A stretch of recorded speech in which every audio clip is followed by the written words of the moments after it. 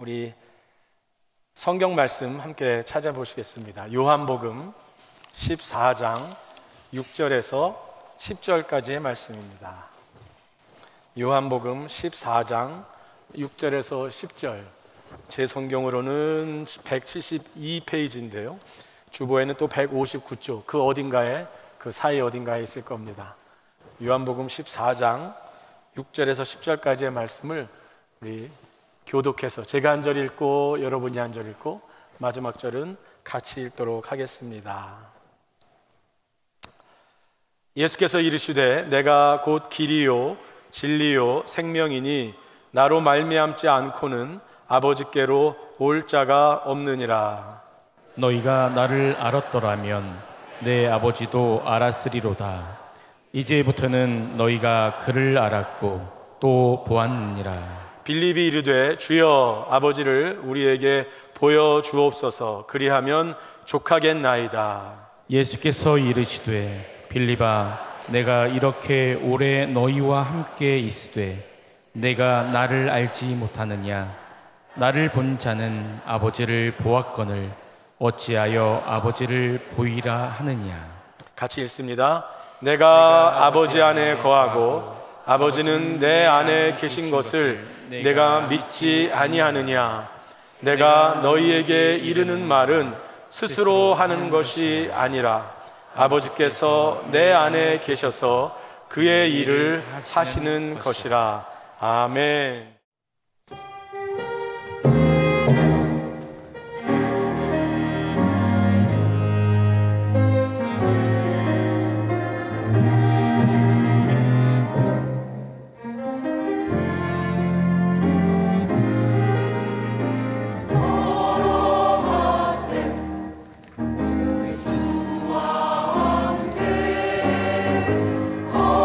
걸어가세 우리 주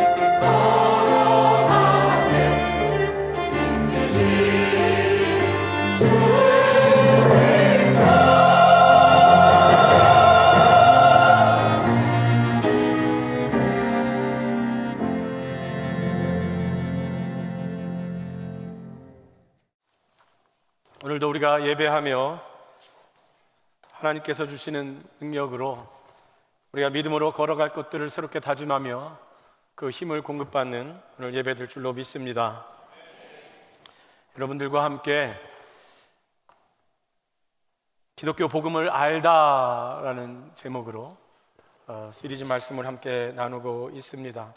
다시 말씀드리지만 늘 다 아는 말씀이지만 우리가 다시 한번 무엇을 우리가 믿고 있는지, 왜 이것이 복음이 되는지, 왜 우리는 복음이 필요한지를 다시 확인하는 시간이 될 수 있기를 바랍니다.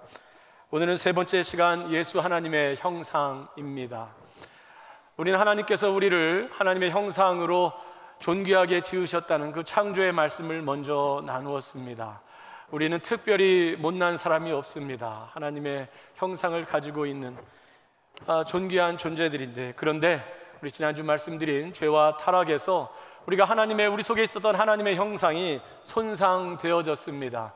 왜냐하면 첫 사람들 가운데, 그리고 그 이후에 있는 모든 사람들 가운데 나타나 있는 그 모습들, 그것은 바로 스스로 하나님이 되고자 했던 것들, 그리고 자신의 욕망을 따라서 판단하고자 했던 것들, 그리고 하나님을 신뢰하지 않았던 것들, 이것을 먹으면 결코 정령 죽으리라, 그러나 사탄은 너희가 반드시 죽지 결코 죽지 아니하리라 라는 말씀 속에서, 그 대립되는 것 속에서 하나님이 거짓말을 한 것이고 내가 보기에는 사탄의 말이 맞다고 생각한 그 하나님을 신뢰하지 못한 것들로 인하여서 하나님께 불순종을 하고, 그것이 하나님과의 관계를 깨트리게 되었습니다.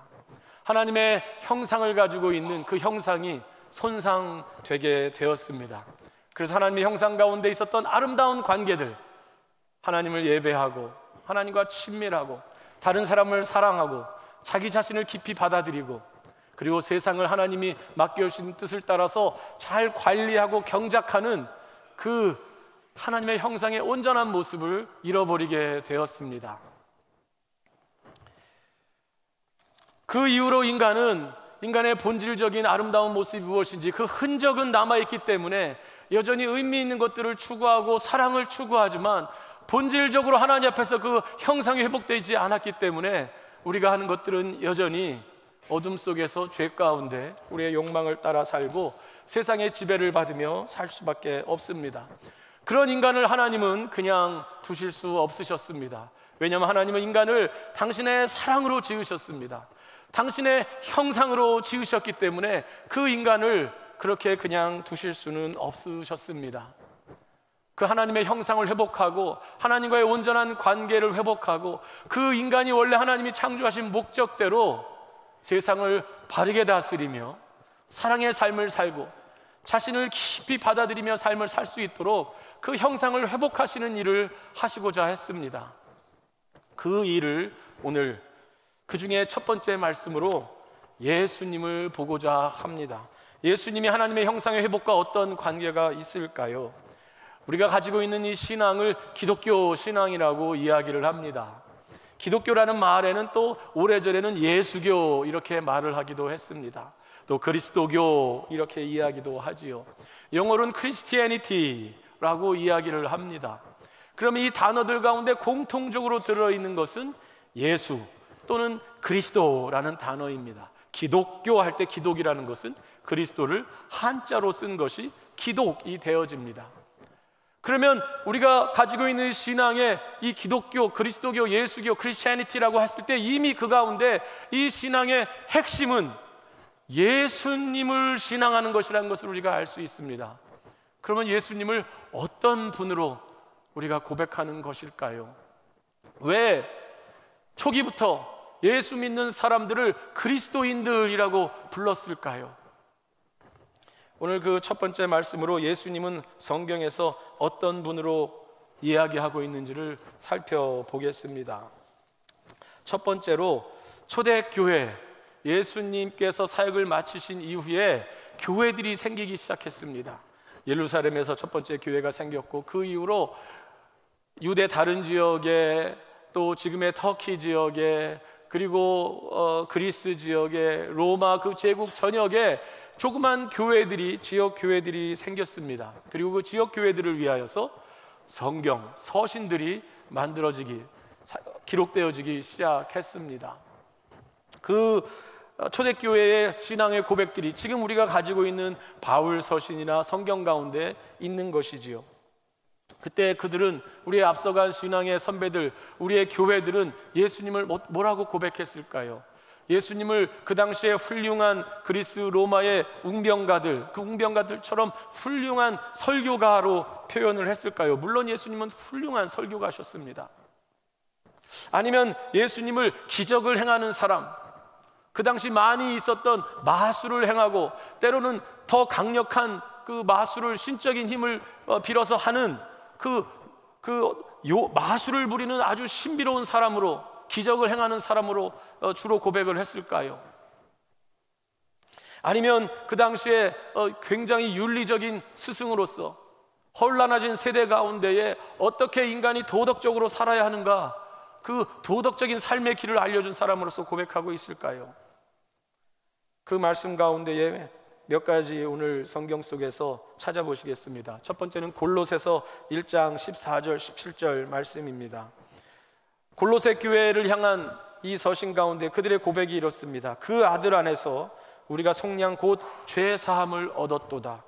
그 아들 예수님을 말하는 것이지요. 그러면서 15절에 예수님에 관해서 이렇게 표현합니다. 그는 보이지 아니하는 하나님의 형상이시요 모든 피조물보다 먼저 나신 이시니 만물이 그에게서 창조되되, 예수님에 대해서 창조 때부터 함께 하신 그 하나님과 같은 분으로 얘기합니다. 특별히 그 단어를 보이지 않는, 하나님이 보이지 않는데, 그런데 그 하나님은 보이지 않지만 그 하나님의 형상이 예수님을 통해서 우리가 보게 됐다, 이렇게 말을 하고 있습니다. 하나님의 형상이란 단어가 익숙하지 않으십니까? 그것은 창조 때에 인간을 지으신 그 모습이 하나님의 형상이었습니다. 그렇다면 예수님을 통해서 우리는 하나님이 어떤 분이신지도 볼 뿐만이 아니라 원래의 참 인간이 누구인지를 우리는 예수님을 통해서도 보게 됩니다. 히브리서 1장 3절은 또한 이렇게 표현합니다. 이는, 예수님에 대한 말씀입니다, 하나님의 영광의 광채시요 그 본체의 형상이시라. 그의 능력의 말씀으로 만물을 붙드시며 죄를 정결하게 하는 일을 하시고 높은 곳에 계신 지극히 크신 이의 우편에 앉으셨느니라. 여기서도 예수님을 하나님과 동등된 분으로 표현하면서 하나님의 영광의 광채시고 하나님의 본체의 형상, 겉으로 보여지는 모습이라고 얘기를 하고 있습니다. 단지 훌륭한 설교자나 훌륭한 기적을 행하는 사람이나 도덕적인 삶이 무엇인지를 가르쳐 준 것, 그 모든 것을 포함하겠지만 더 놀라운 고백을 하고 있는 것입니다. 하나님의 형상이다. 그러면 예수님은 당신 자신을 또한 어떻게 표현하셨을까요? 이 예수님에 대한 표현이 나와 있는 복음서 가운데에 이 요한복음은 늦게 쓰여진 복음서인데, 거기서도 요한은 이렇게 1장 14절에서 말합니다. 말씀이 육신이 되어 우리 가운데 거하심에 우리가 그의 영광을 보니 아버지의 독생자의 영광이요 은혜와 진리가 충만하더라. 예수님을 보았더니 하나님의 영광을 그 안에서 본다는 것입니다. 그러면 예수님은 뭐라고 주장하셨을까요? 예수님은 수많은 당신이 누구신지를 표현하셨지만 오늘 그 가운데 오늘 함께 읽었던 요한복음 14장 말씀에서 거기에서 나오는 예수님의 주장을 살펴보도록 하겠습니다. 6절입니다. 예수께서 이르시되 내가 곧 길이요 진리요 생명이니 나로 말미암지 않고는 아버지께로 올 자가 없느니라 말씀하셨습니다. 그러면서 이 말씀도 덧붙여서 7절에서 하십니다. 너희가, 제자들에게 하신 말씀입니다. 너희가 나를 알았더라면 내 아버지를 알았으리로다. 이제부터는 너희가 그를 알았고 또한 보았느니라. 아버지 하나님을 보았다고 말했더니 그 제자들 가운데 빌립이 우리를 대신해서 질문을 하는 것 같습니다. 하나님을 볼 수 있으면 좋겠습니다. 하나님을 볼 수 있으면 우리의 믿음들이 더 뜨거워질 것입니다. 그랬더니 예수님이 이렇게 뜻밖의 말씀을 하십니다. 9절, 예수께서 이르시되 빌립아 내가 이렇게 오래 너희와 함께 있으되 내가 나를 알지 못하느냐? 나를 본 자는 아버지를 보았거늘 어찌하여 아버지를 보이라 하느냐? 내가 아버지 안에 거하고 아버지는 내 안에 계신 것을 내가 믿지 않으냐 아니하느냐? 예수님은 당신을, 나를 본 자는 아버지를 보았다고 예수님께서 또한 말씀하셨습니다. 요한복음의 말씀을 한 군데만 더 보시겠습니다. 요한복음 8장 56절에서 59절 말씀입니다. 이때는 유대인들에게 말씀하시는 내용이었습니다. 유대인들에게 이렇게 말씀하십니다. 너희 조상 아브라함은 나의 때 볼 것을 즐거워하다가 보고 기뻐하였느니라. 아브라함은 유대 민족의 조상이고 믿음의 조상이고, 그런데 지금 아브라함을 거론하는 것이 유대인들의 심기를 불편하게 만드는 것입니다. 아브라함과 당신을 비슷하게 놓는 것, 이것으로 유대인들은 굉장히 불편합니다. 그래서 유대인들이 대답합니다. 내가 아직 50세도 안 돼 보이는데 아브라함을 보았느냐? 아브라함이 나를 보고 기뻐했다는 것도 심각한 이야기인데, 예수님이 더 나가서 이렇게 말씀하십니다. 58절, 예수께서 이르시되 진실로 진실로 너희에게 이르노니 아브라함이 나기 전부터 내가 있느니라 하시니, 여기서 있느니라는 걸 내가 있었느니라 과거로 말씀하지 않으시고 내가 있느니라 라는, 내가 존재하느니라, 그렇게 말씀을 하십니다. 이 말씀은 사실 영어로는 I am 이렇게 나와 있는 이 말씀은, 사실 이 말을 듣고 있는 유대인들은 당장 생각나는 그 사건과 말씀이 있습니다. 그것은 무엇이냐면, 모세가 처음 불타는 떨기나무에서 하나님을 처음으로 만났을 때 그 하나님에게 묻습니다.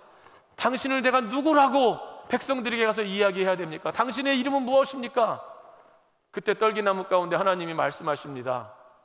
나는 스스로 존재하는 자 아니라, 그것은 우리 성경에 풀어서 나온 것이고, 그 말은 나는 나다 이렇게 말씀하십니다. I am that I am, 나는 나다 이렇게 말씀하시는 것이 맞지요. 하나님은 어떤 다른 이름으로, 다른 형식으로 표현할 수가 없으셨죠. 하나님만이 말씀하실 수 있는 나는 나다 이렇게 말씀하신 것입니다.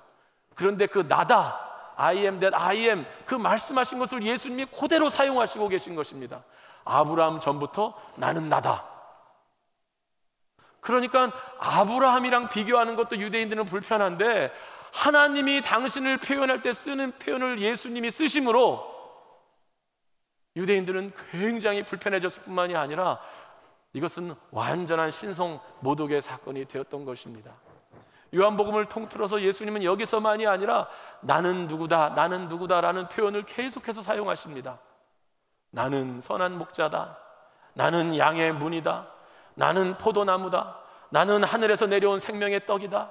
그렇게 나는 누구다, 나는 말씀하심으로 그 권위가 모세에게 말씀하신 하나님의 권위를 사용하셨습니다. 이것은 사실 유대인들에게 나가도 너무 나간 일이었습니다. 그 가운데 있는 경건한 유대인들에게는 하나님을 모독하는, 지금 눈에 보이는 이 사람이 하나님을 모독하는 일을 한 것이 맞습니다. 그래서 오늘 그 8장 말씀 뒷부분은 이렇게, 59절은 이렇게 나옵니다. 그들이 돌을 들어 치려 하거늘 예수께서 성전에서 나가시니라. 돌을 들어 치는 것이 맞습니다. 어쩌면 우리도, 저와 여러분 가운데 뜨거운 열심이 있는 사람들이 그 자리에 있었다면 그 돌을 들고 싶은 마음들이 있었을 수도 있습니다. 왜냐하면 예수님의 주장이 하나님이심을 그가 주장하셨기 때문입니다. 그래서 우리는 이 말씀 속에서 생각을 해야 됩니다. 과연 예수님은 어떤 분이신가? 만일 그분이 성경의 주장대로, 당신의 주장대로 그분이 하나님의 형상이시고 그분이 하나님과 동등되신 분이시고, 과연 그러한 분인지를 우리도 진지하게 봐야 합니다. 그러는 가운데에 예수님께서 제가 여러분들에게 말씀드린 하나님의 형상의 모습, 인간에게 있었던 하나님의 온전한 형상의 모습을 저는 4가지 관계로 말씀드렸었습니다. 인간이 하나님 앞에 처음 지어졌을 때의 그 모습은 위로 하나님을 친밀히 사랑하고 그 가운데 막힌 것이 없고, 하나님의 형상 가운데 있는 인간은 하나님이 지어주신 동료 인간을 내 살 중에 살이요 내 뼈 중에 뼈라고 친밀함으로 받아들이고 사랑하는 존재로 받아들였고, 하나님이 만들어신 그 피조물을 하나님의 명을 받아서 하나님이 주신 능력을 따라서 세상을 올바로 다스리고 올바로 경작해서 하나님의 영광을 드러내도록 하게 하셨습니다. 그리고 그런 인간은 벌거벗었지만 자기 자신을 받아들일 수 있었지요. 하나님의 형상대로 있는 자기 모습을 받아들일 수 있었습니다. 그렇다면 만약에 성경의 주장대로 예수께서 하나님이시고, 아니 하나님의 형상이시고, 그래서 하나님의 형상대로 지어진 인간의 원래의 참 모습을 우리가 예수님 속에서 본다면 예수님은 그 네 가지 관계들을 어떻게 나타내셨을까요? 우린 말할 것도 없이 예수님께서 하나님을 신뢰하심으로, 하나님을 사랑하심으로, 하나님께 순종하심으로 삶을 사셨다는 것을 알 수 있습니다. 그에게 수많은 위혹들과 미혹들과 도전들이 있었지만 주님은 끝까지 십자가의 길을 가셨습니다. 이것이 아버지의 뜻이면은 그 십자가의 길을 아시면서 가셨습니다. 그런데 그 길을 가는 중에는 할 수 없이 가신 것이 아니라 요한복음 17장에 나와 있는 대로 예수님이 그 십자가를 앞두고 기도하시는 그 기도 가운데 창세전에 아버지께서 나를 사랑하신 그 사랑으로, 아버지 하나님께 받는 그 사랑으로 그분이 가득 차 있어서 그 사랑 가운데 순종의 삶을 사셨습니다. 아버지 하나님 앞에 그는 불순종하는 그 인간의 모습, 그 모습이 아니셨습니다. 로마서는 그 예수님이 두 번째 사람이라고 표현을 합니다. 아담이란 표현이 사람이란 뜻인데, 첫 번째 사람, 첫 번째 아담은 실패했지만 두 번째 아담, 두 번째 사람 대표하는 예수님은 하나님 앞에 끝까지 순종하시고 하나님의 사랑을 받는 존재였고, 그래서 우리는 예수님께서 어떻게 약한 사람들을 사랑하셨는지, 그 배경에 관계없이 죄인들을 사랑하셨는지, 세리와 죄인들과 함께 어울리셨는지, 병자들을 고치셨는지, 그 사랑 가운데 그 일을 행하신 것을 알고 있습니다. 그리고 예수님은 만물을 다스리셨습니다. 예수님은 자연을 다스리셨습니다. 그것들이 상징적으로 나와 있는데 그 가운데 한 가지 사건을 특별히 더 보려고 합니다. 그것은 마태복음 4장에 나와 있는 예수님이 사탄에게 시험받으신 사건입니다. 예수님이 처음 사역을 시작하시기 전에, 공생애라고 말하고 있는 예수님께서 구원의 사역을 시작하시기 직전에 예수님은 요단강에서 세례를 받으심으로 세상에 드러나셨습니다. 세례 받으신 이후에 40일 동안 광야에서 금식하셨다고 했습니다. 인간의 가장 연약한 모습 가운데, 가장 순결한 모습 가운데 있는 그 인간 예수님에게 사탄이 찾아왔습니다. 마치 첫사람 아담과 하와에게 사탄이 찾아와서 유혹한 것처럼 이 새로운 인간 예수님에게 사탄이 찾아와서 다음과 같이 테스트하며 유혹합니다. 첫 번째 유혹은 이거였습니다. 내가 만일 하나님의 아들이거든 명하여 이 돌들로 떡덩이가 되게 하라.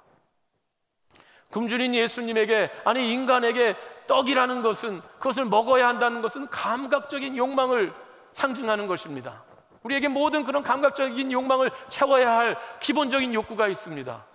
그런데 감각적인 욕망을 따라 사는 삶이 결코 하나님이 지으신 인간의 본연의 모습은 아닙니다. 처음 사람이 사탄이 말한 그 열매를 볼 때 그것을 먹으면 죽으리라 하나님 말씀하셨지만, 그가 보기에 먹음직하고 보암직하고 지혜롭게 할 만큼 탐스러워 보였다고 했습니다. 그래서 자신의 욕망을 따라서 결정을 했습니다. 오늘 예수님은 그 유혹 앞에서 이렇게 말씀하십니다. 사람이 떡으로만 살 것이 아니다. 하나님의 입으로부터 나오는 모든 말씀으로 살 것이다. 그 가운데 하나님께로부터 생명의 근원, 음식으로부터 생명의 근원이 오시는 것이 아니라 우리의 생명은 궁극적으로 하나님으로부터 영원한 생명이 되시는 하나님으로부터 온다는 것을 여기서 그가 분명히 보여줬습니다. 사탄이 물러나지 않았습니다. 이제는 사탄이, 마귀가 예수를 거룩한 성으로 데려다가 4장 5절 말씀입니다. 성전 꼭대기에 세웠습니다. 그러면서 이렇게 유혹합니다. 내가 만일 하나님의 아들이여든 뛰어내려라. 그 다음 말이 멋집니다. 그러면 성경까지 인용합니다. 사탄이 그가 너를 위하여 그의 사자들을 명하시리니 그들이 손으로 너를 받들어 발이 돌에 부딪히지 않게 하리로다. 성전에 수많은 사람들이 모여 있을 것입니다. 언제나 거기에는 성전을 순례하는 사람, 거기에 제사장들을 비롯한 수많은 사람들이, 그리고 예루살렘 성에는 수많은 이방인들도 그 당시에 있었겠지요. 물론 이거 상징적으로 나와 있는 것이지만, 그때 예수님이 거기서 떨어지셨는데 천사들이 그를 받드는 것을 본다면 예수님의 사역은 아주 쉬워졌을 것입니다. 보란듯이 예수님이 누구신지를 증명해낼 수 있었을 것입니다. 그런데 예수님은 사람들의 환호와 사람들의 인정과 사람들의 박수와, 그리고 당신이 어떤 기적을 행함으로써 증명해야 되는 그런 하나님의 아들이 아니셨습니다. 명예나 인기나 권력, 이것이 예수님에게 필요한 것이 아니었습니다. 그래서 예수님이 이렇게 말씀하십니다. 주 너의 하나님을 시험하지 말라 하였느니라. 그 여인은, 앞서서 있었던 최초의 인간은 하나님을 시험했습니다. 하나님의 말이 틀릴 거야. 하나님은 결코 죽지 아니하라, 결코 너희가 정령 죽으리라 하셨는데, 사탄은 너희가 결코 죽지 아니라 했는데, 어쩌면 하나님이 거짓말을 하시는 것일 수 있어.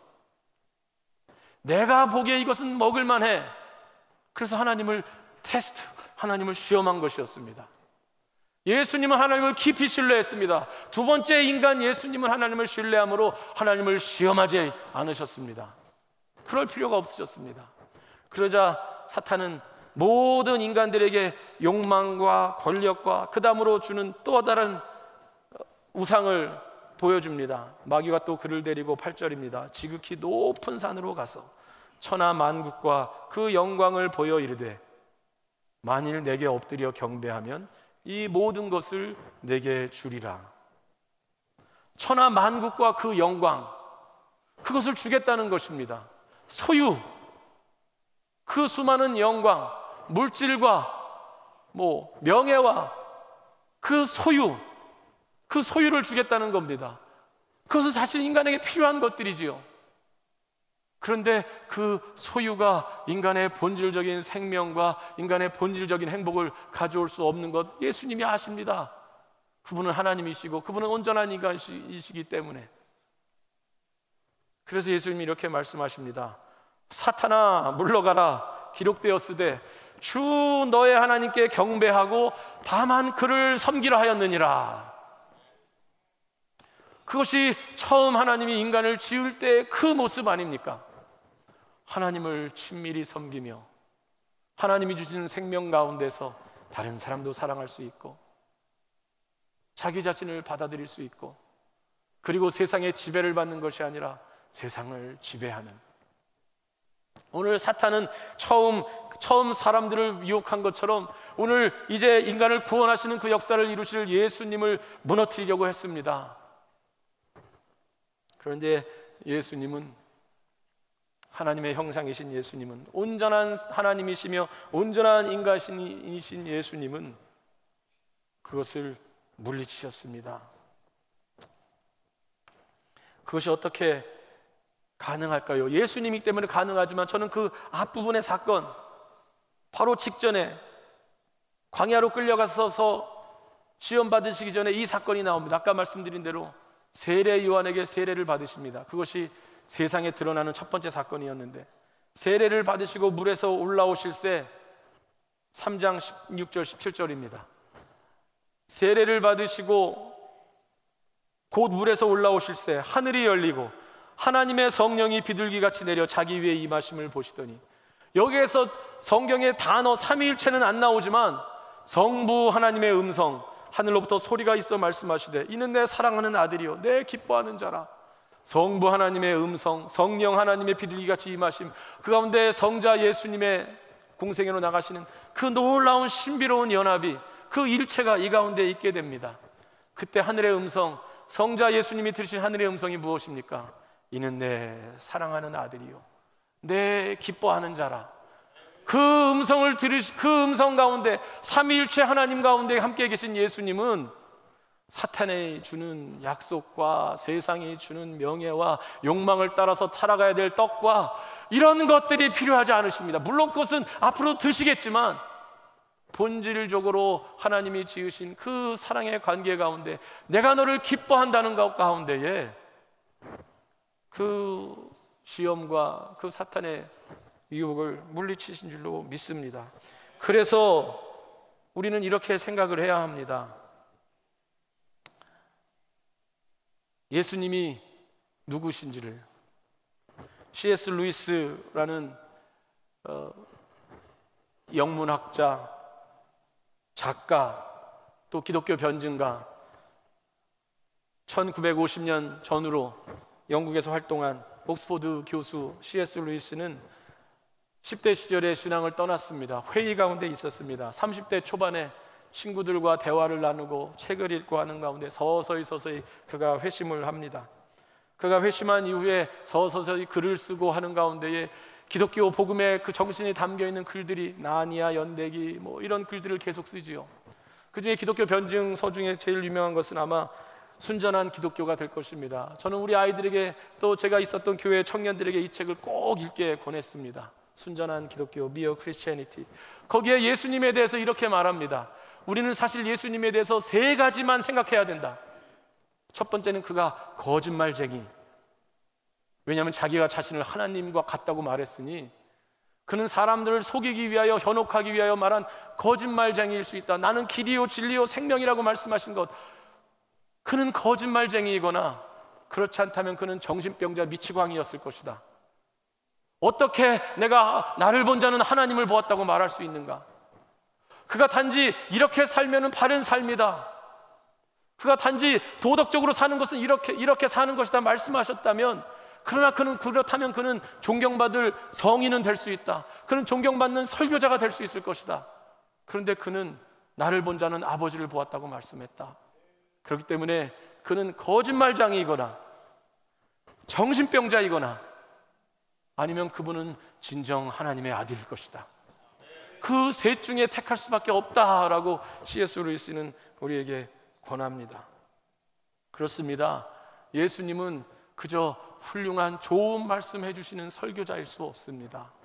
예수님은 인간이 어떻게 그런 말씀들 해주셨겠지만 어떻게 도덕적으로 살아야 하는가를 보여주신 분이, 그것만으로 끝나신 분이 아니십니다. 기적을 원하는 사람들에게 기적을 행하는, 강력한 기적을 행하는 그 능력자, 그것만이 아니셨습니다. 성경에서 고백하는 것, 우리의 신앙의 선배들이 고백한 것, 교회들이 고백한 것은 예수께서 주가 되신다는 것이었습니다. 예수께서 하나님의 형상이 되셔서 우리 속에 잃어버린, 우리 속에 깨어진 형상, 우리 무너진 형상들을 회복시키심으로 하나님과의 온전한 관계를 다시 회복시키기 위하여 이 땅에 오신 성자 예수님, 삼위일체 중에 한 분이 되시는 하나님으로 교회는 고백해 왔습니다. 우리도 오늘 그 고백 가운데 서 있습니다. 어떻게 우리는 그러면 그 예수님의 하나님의 형상 되시는 그 온전하게 되어지는 일에 우리가 어떻게 힘입을 수 있을까요? 그분과의 연합으로 그 일이 가능해집니다.